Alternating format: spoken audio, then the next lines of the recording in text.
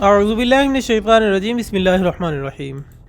Discover the world کے معزز دوستو السلام علیکم۔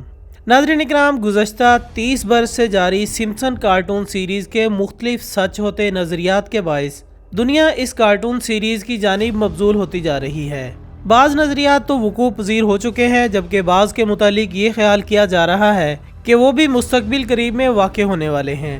ناظرین، اسی کارٹون سیریز کی ایک قسط میں دکھایا جاتا ہے کہ دنیا میں ہر طرف پیپر کرنسی پر پابندی لگائی جا رہی ہے اور ہر ملک ڈیجیٹل کرنسی کی جانب مبذول ہو جاتا ہے۔ جب یہ سب دکھایا گیا تو کسی کو یقین نہیں تھا کہ یہ چیز بالکل حقیقت بن کر دنیا کے سامنے آنے والی ہے۔ ناظرین، آج کی اس ویڈیو میں ہم اس پوری ہونے والی پیشن گوئی کے متعلق تفصیلی گفتگو کریں گے اور کوشش کریں گے کہ آپ کو حقائق سے آگاہ کیا جائے۔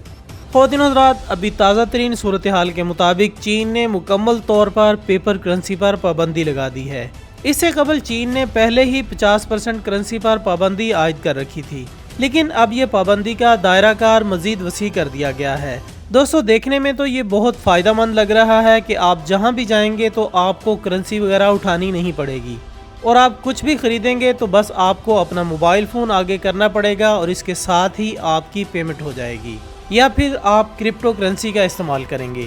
لیکن ناظرین، جہاں یہ سب کچھ اتنا آسان لگ رہا ہے، وہاں یہ پوری دنیا کے لیے انتہائی خطرناک بھی ہونے جا رہا ہے، جس کا کوئی سوچ بھی نہیں سکتا۔ تجزیہ نگاروں کے مطابق اس پابندی کے بعد اگر کسی بھی وقت کوئی سائبر حملہ ہوتا ہے تو پوری طرح سے لوگ اپنی رقوم سے ہاتھ دھو بیٹھیں گے، کیونکہ اس سے پہلے امریکہ کے ایک بینک کیپٹل ون میں بھی سائبر حملہ کیا گیا تھا، اور اس حملے کے نتیجے میں ہزاروں لوگوں کا ڈیٹا چوری کر کے راتوں رات کروڑوں ڈالرز غائب کر لیے گئے تھے۔ دوستو، اس سے قبل پاکستان میں بھی پاکستان کی تاریخ کا سب سے بڑا سائبر حملہ ہو چکا ہے، اور یہ سائبر حملہ پاکستان کے بینک اسلامی پر کیا گیا تھا۔ اس حملے کے نتیجے میں بینک کے کریڈٹ کارڈ اور اے ٹی ایم کارڈ سے کروڑوں روپے نکال لیے گئے تھے۔ اس سائبر حملے کو ملکی تاریخ کا سب سے بڑا حملہ قرار دیا گیا تھا، جبکہ اس کے بعد اسٹیٹ بینک نے انٹرنیشنل ٹرانزیکشنز کے لیے عارضی پابندیاں عائد کر دی تھیں۔ اسٹیٹ بینک کی جانب سے بینکوں کو یہ ہدایت جاری کر دی گئی تھی کہ وہ ملک میں تمام پیمنٹس کارڈ کی سیکیورٹی یقینی بنانے کے لیے انتظامات کریں اور کارڈز کے استعمال کی بالخصوص انٹرنیشنل ٹرانزیکشنز کی ریئل ٹائم نگرانی کی جائے۔ دوستو، یہ تو آپ جانتے ہیں کہ اس وقت پوری دنیا میں اسرائیل کو ہیکنگ ماسٹر سمجھا جاتا ہے، کیونکہ پچھلے کچھ عرصے میں اسرائیل نے ایران پر بے شمار سائبر حملے کیے ہیں، اور اب معاشی ماہرین کا کہنا ہے کہ یہ پابندی اب آہستہ آہستہ چین سے نکل کر پاکستان سمیت پوری دنیا میں منتقل ہو جائے گی۔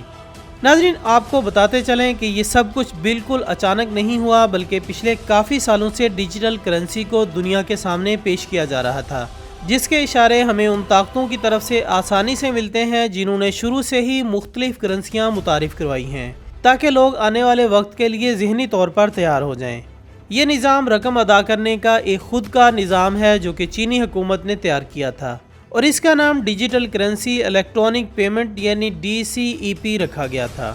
یہ نظام چین کی اپنی کرنسی ین کا ڈیجیٹل نیم البدل کے طور پر بنایا گیا تھا، اور ماہرین کا خیال تھا کہ آنے والے وقتوں میں DCEP ایک عالمی کرنسی بن کر ابھرے گا، جو کہ اب بالکل ویسے ہی پورا ہونے جا رہا ہے۔ دوستو، حیران کن بات یہ ہے کہ جب بٹ کوائن کو لانچ کیا جا رہا تھا تو لوگوں کی طرف سے بے شمار شکوک و شبہات کا اظہار کیا گیا تھا۔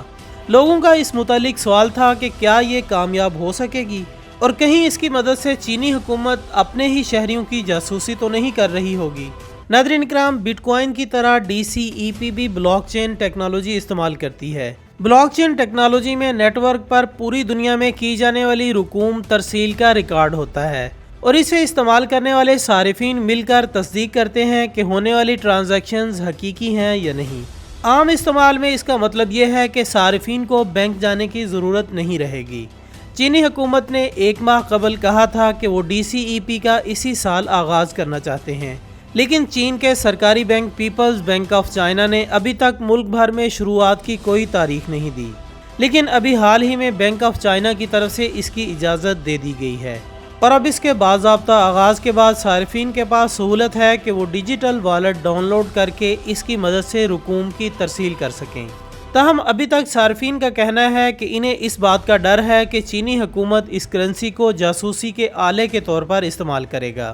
اس کی مدد سے حکام کو ہر وقت یہ معلوم ہو سکتا ہے کہ رقم کب، کہاں اور کیسے خرچ کی جا رہی ہے، اور اس پر وہی قوانین لاگو ہوں گے جو کہ پرنٹڈ کرنسی پر لاگو ہیں۔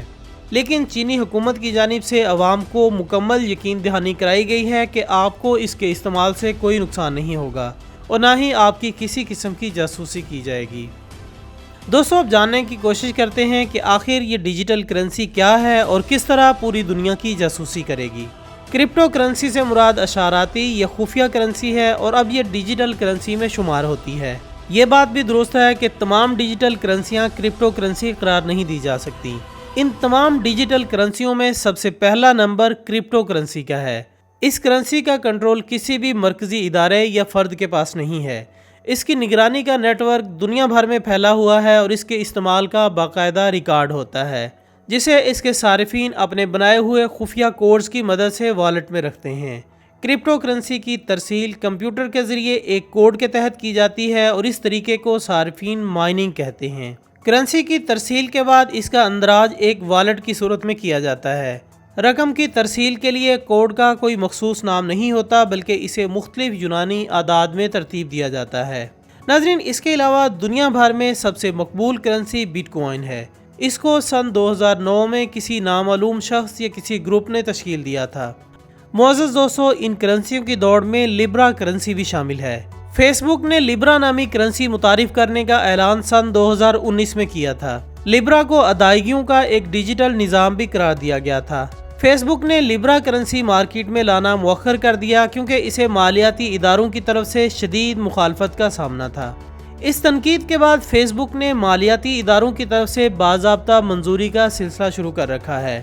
اندازہ ہے کہ لیبرا ایک مستحکم کرنسی ہوگی کیونکہ اسے کسی حکومتی کرنسی کا سہارا حاصل ہو سکتا ہے۔ اس کی نگرانی کے لیے لیبرا ایسوسی ایشن نامی ادارہ بھی قائم کیا جا چکا ہے، جو کہ کسی بھی ملک کے مرکزی بینک جیسا ہوگا۔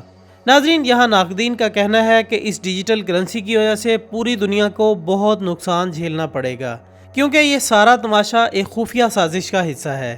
ان کا کہنا ہے کہ آپ کوئی بھی ڈیجیٹل کرنسی لے لیں اور اگر آپ غور کریں گے تو ضرور آپ کو اس میں چند خفیہ ہندسے نظر آئیں گے، اور جیسے ہی آپ اس کرنسی کو استعمال کرنا شروع کریں گے تو آپ کا تمام ڈیٹا ان کے قبضے میں چلا جائے گا۔ یہ بالکل ایسے ہی کام کرے گا جس طرح ایک چھوٹی مائکرو چپ کام کرتی ہے، جس سے آپ کی ہر حرکات و سکنات کو نوٹ کیا جائے گا۔ دوستو، دعا ہے کہ اللہ تعالی ہمیں ہر اندرونی اور بیرونی سازشوں سے اپنی حفاظت میں رکھے، آمین ثم آمین۔ اس کے ساتھ ہی ہماری آج کی اس ویڈیو کا اختتام ہوتا ہے۔ ہم امید کرتے ہیں کہ آپ کو یہ ویڈیو ضرور پسند آئی ہوگی۔ اس ویڈیو کو اپنے تمام سوشل میڈیا اکاؤنٹس پر لازمی شیئر کیجیے گا اور کمنٹس کی صورت میں اپنی رائے دینا ہرگز مت بھولیے گا۔ ہماری اگلی ویڈیو آنے تک اپنا دوستوں، رشتہ داروں اور گرد و نواح کے تمام لوگوں کا بہت خیال رکھیے گا۔ اللہ حافظ۔